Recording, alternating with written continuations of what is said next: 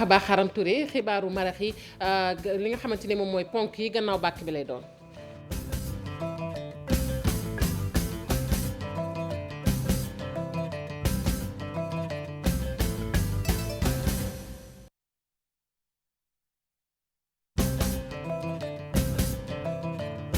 jërë ngeen jëfati ci ànd bi ak télévision Futur Média xibaaru marax yi ponk yi ca gën a fës Seydina Fall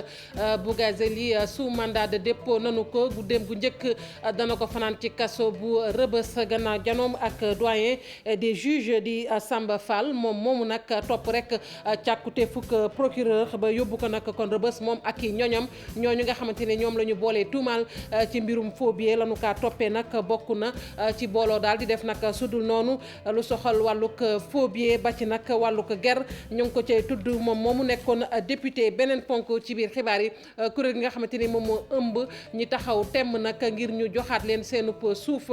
tey amal nañu doxu ñaxtu dooree ko ca allée du centenaire ba ci rond point bu RTS ñu bàyyi ko banlieue fu ne rek ci ndakaaru ba ci nag sax génn ndakaaru la ñu bëgg rek mooy ñu dimbali leen jox leen seen suuf soosu nga xamante ne nag saax nañu ko ñu bari ci ñoom ñu nangu seen suuf waa société civile di leen gunge ca xeex boobee ca bitim réew moom ca Guinée ña ngay waajal rek faluk njiitu réew ma doomi Guinée yi ni ñuy bare fii ci Sénégal noonee la amee ay sénégalais nekk ca réew ma ñu yëngu nag ci lu am solo ci mbirum koom di jën nag njaay doon loo xamante ne nii daal ràññee nañ leen te bu baax a baax ak xaali njaay yegg na rek ba fa ñuy liggéeyee seeti leen mbokk yi ponk yaa ngi ni bu ngeen taaxirloo tuuti ñu faram-fàccee xibaar yi.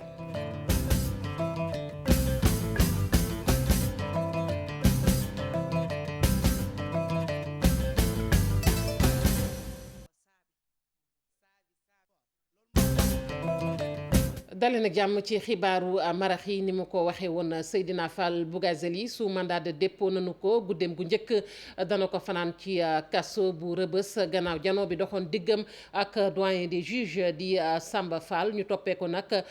mbirum ger wax nañu ko mbirum faux billet àndandoo nag di def naka sudul noonu moom ak mboolem ñi nga xamante ne ñoom la ñu tuumaal ci koppar yooyee ñu teewlu kenn ci avocat yu koy layal maître El Hadj Diouf ci micro Fatima Touré. doyen des juges xamal na ko ni am na tuuma yu jóge ci procureur bi nga xam ne mooy chefu enquête bi bu ni topp nañ la ci mbiru ànd association des malfaiteurs pour def ay njaaxum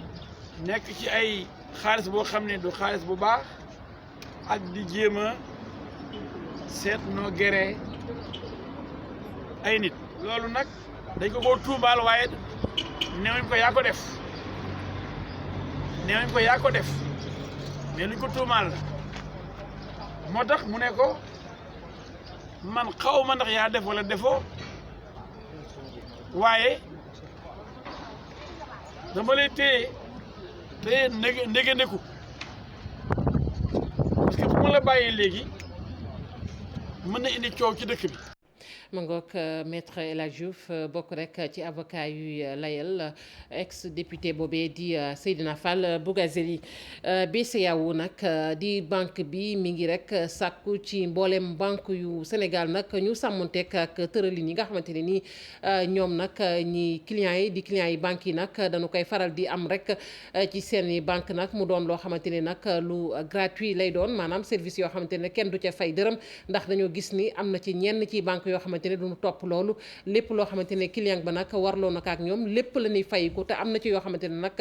client ba waru caa ñàkk dërëm nee nañ nag képp koo xamante ne nii gis nga banque muy def naka sudul noonu na nga ko daal di boole ñu teewlu Astou Lo Ndiaye moom conseillère la bu directeur BCEAO bu Sénégal ñu teewlu ay kàddoom ci ndaje moo xamante ne teewe woon na ko tey. li ñuy naan digitalisation naka la mun a fexe ba affaire koom-koom ak affaire xaalis gën di yomb ci askan bi mooy nu ñuy mën a ubbee compte bu gën di gaaw ak suñ ko ubbee nuñ koy jëfandikoo ci alam yu gën di yomb te yaakaar nañu nag ak jumtukaay yu bees yi ñi ngi naan yenn saay ak guichet yi dafay sori du fépp la am mais nag léegi ku nekk am nga sa téléphone ba mu gisee nag ne am na yu nga xamee ne nag askan bi attanu ko ca la jëloon fukk ak juróom-ñeent mesure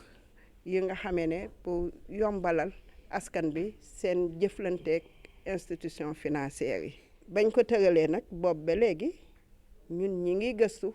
ak commission bancaire dañuy def ay vérification ci banque yi banque bu ci deful liggéeyam it banque centrale tamit du ko wax nag ci rajo du ñëw di yore micro naan sanctionné na mais ñi ngi sanctionné. aéroport yu diwaanu Ndar ak Matam dañu koy defaraat liggéey bi nag ci weeru décembre bi ñu dëgmal ci la fas yéene tàmbali nguurug Sénégal nag ki ko jàppale di république tchèque koppar yi ñu dugal ca liggéey boobu nag toll na ci fanweer ak juróom-ñaar yu toftal ci milliards loolee nag ak lëf rek la ci li ñu fas yéene def ndax la ñu bëgg rek mooy mbooleem aéroport yu nekk ci réew mi ñu daal di koy defaraat seen lim toll ci fukk koppar yëpp nag mënu ko xaymaa tamit daanaka jege na téeméeri milliards ci suñuy koppar. jëruñ ji dénk wàllu koom tey jii doon xaatim ak délégation bi teewal république tchèque fii ci réew mi Pafara Ñing lu jege téeméeri milliards ci sunuy koppar moom la ñu fas yéene defar juróom ci ay aéroport yu nekk fii ci région yi loolu nag ci ndimbalu ñi nga xam ne moo nekk république bu tchèque phase bu njëkk bi dinañ ci defar aéroport bu Saint-Louis ak bu Matam. projet bi nag projet global la boo xam ne pour reconstruire tabaxaat moderniser aéroport yi nga xam ne ñooy Saint-Louis Matam Ourossogui Kédougou Tambacounda ak Ziguinchor mais ñu ngi commencé ñaari aéroport mooy bi nga xam ne mooy Saint-Louis Ourossogui Matam Ziguinchor ak Tambacounda après dinañ ci bénéficier ak waa Kédougou. pétrole bi nga xam ne ak gaz bi ñu trouvé fii ci Sénégal li nu mel dina yombal dem beeg dikk bi rawatina ci dëkk yi nga xam ne ñoo nekk ci bët gànnaar bi. ñëpp xam nañ ne Sénégal dal bi fi am ak tamit développement bu Sénégal aéroport yi dañ ci am solo lool ñëpp xam nañ ne Sénégal dal bi fi am kon nag ngir mu développé aéroport yu mel nii da ci am solo lool te gis nañ nag wàllu pétrole gaz feeñ ci bët gànnaar bi kon transport bi dem beeg dikk bi da koy yombal boo xam ne guddeeg bëccëg daal aéroport yooyu dañuy dox.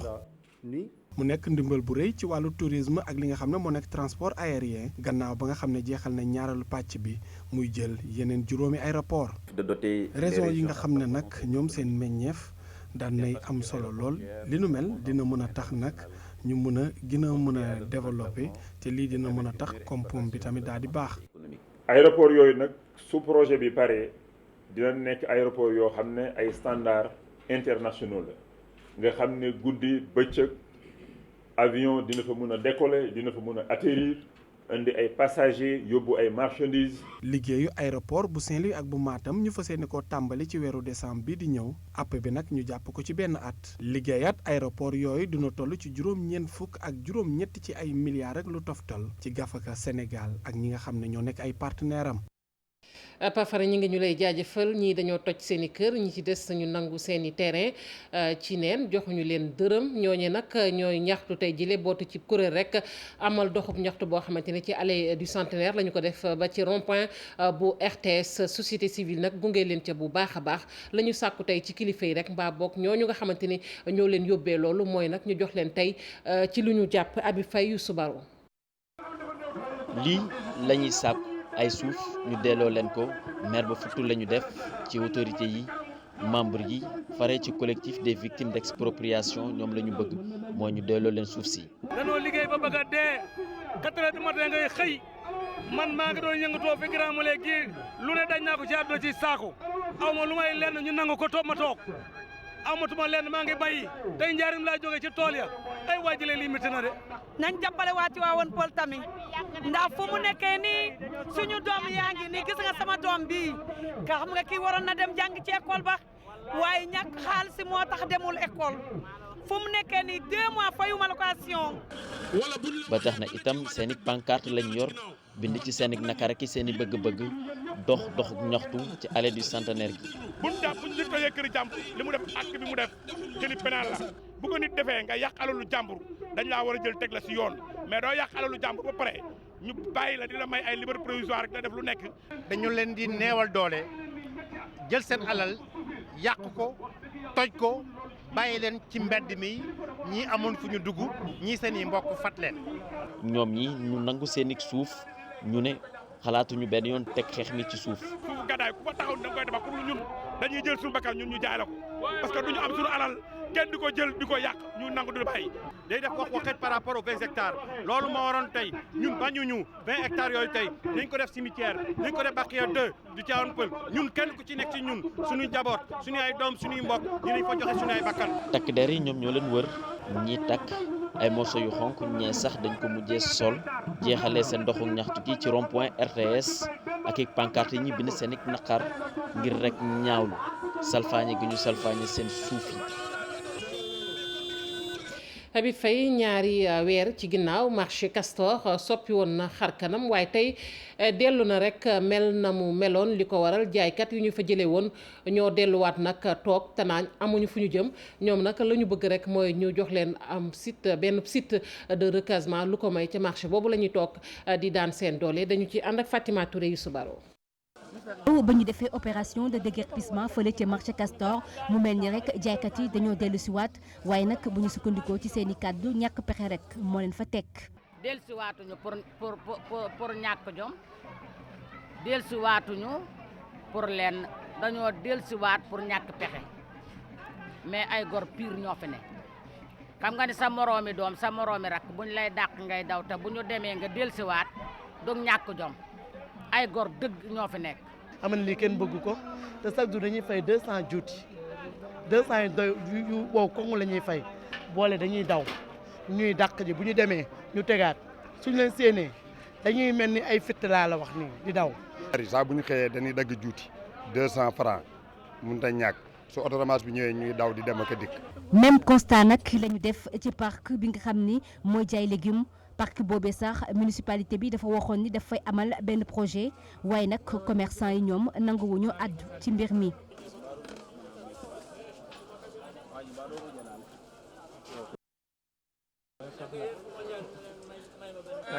lu mu ci munti doon bu ñu sukkandikoo ci seen i kàddu faw rek mu am ay mesures d'accompagnement ngir rek ñu daal di mën a jub ci site bile. ñun lu ñu bëgg moom nañ ñu wutal fu ñu toog rek ñu liggéey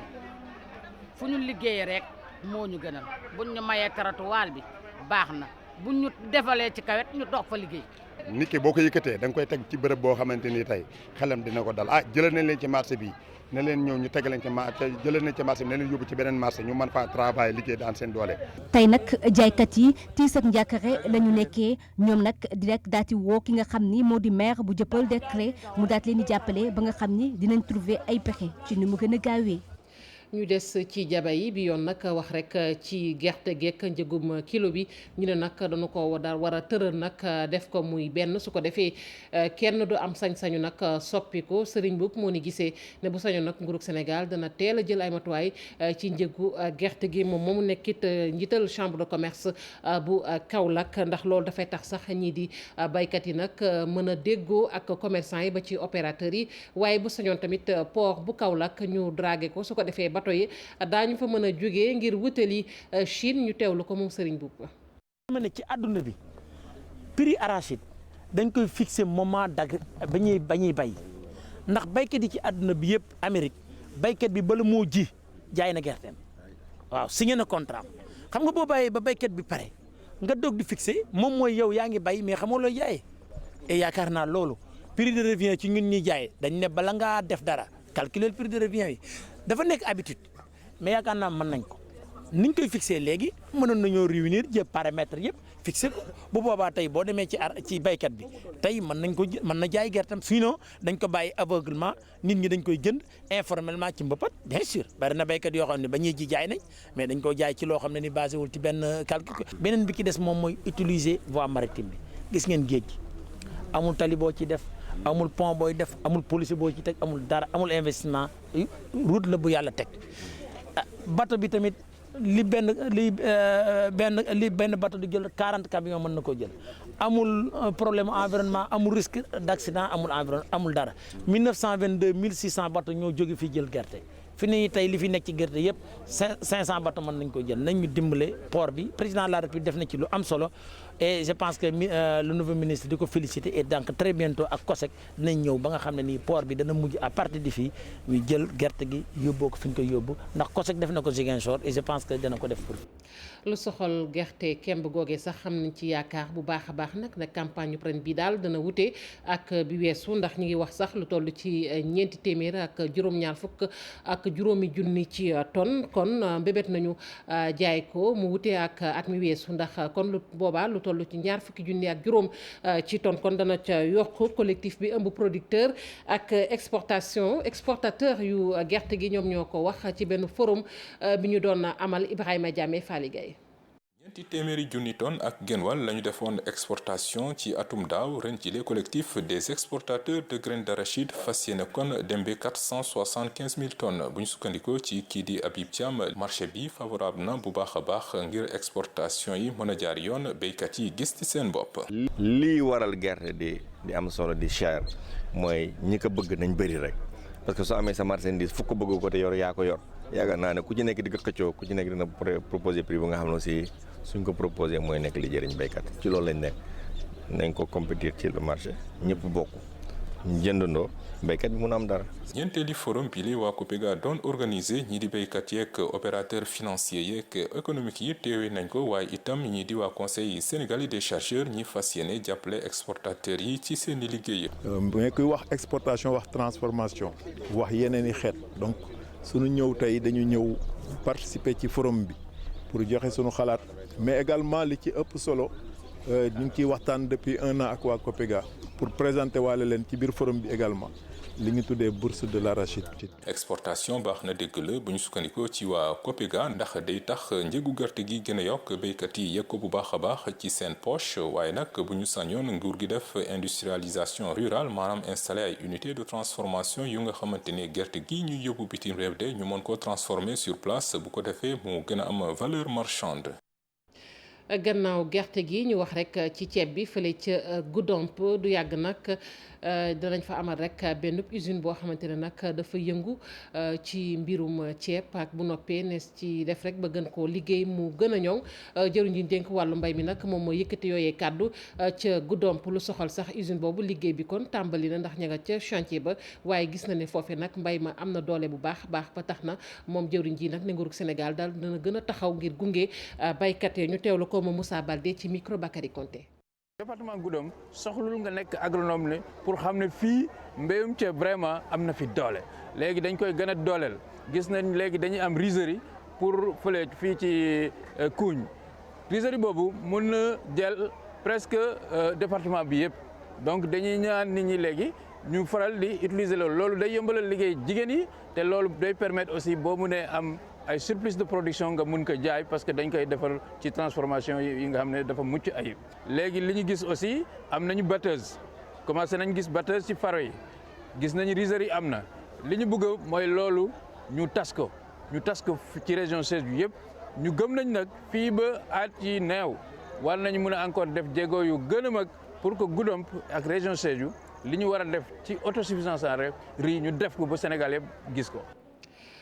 ku bëggub téere nag mën ngaa yegg rek ba ci foire internationale bi ñu ko jagleel fukk ak juróom-ñaareel bi yoon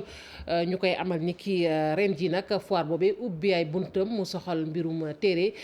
fii ci Sénégal ren ji nag tomb bi am solo lool muy nag mbirum téere ak askan wi nuñ ca war a taxawee ay satu pay Modou Diop ci leeral. ci diiru juróom benn fan nag fii ci foire du livre et du matériel didactique dinañu war a waxtaanee li nga xamante ne mooy solos téere dina am ay waxtaan ay échange ay rencontre ak ay découverte diggante écrivain éditeur ak lecteur ci leçon inaugurale bi nag ci cérémonie d'ouverture bi solos livre ak solos li nga xamante ni moom la ñuy wax les mots ñu wane ko. di liir ak di amit njàngat ci li nga xamante ne ñi ngi koy xaatim dafa bokk ci doomu aadama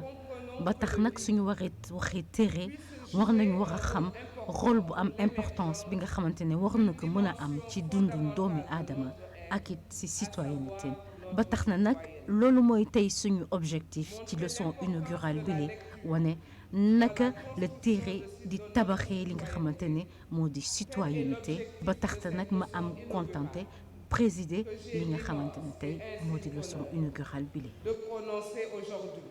jawriñ gi ñu dénk wàllum téere ak communication gile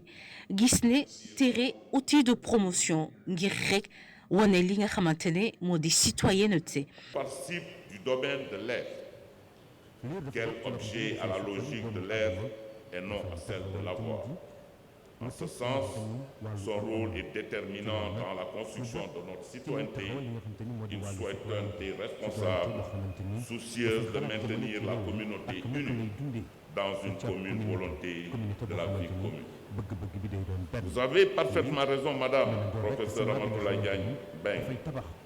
La lecture peut constituer ce ciment capable de préserver la cohésion sociale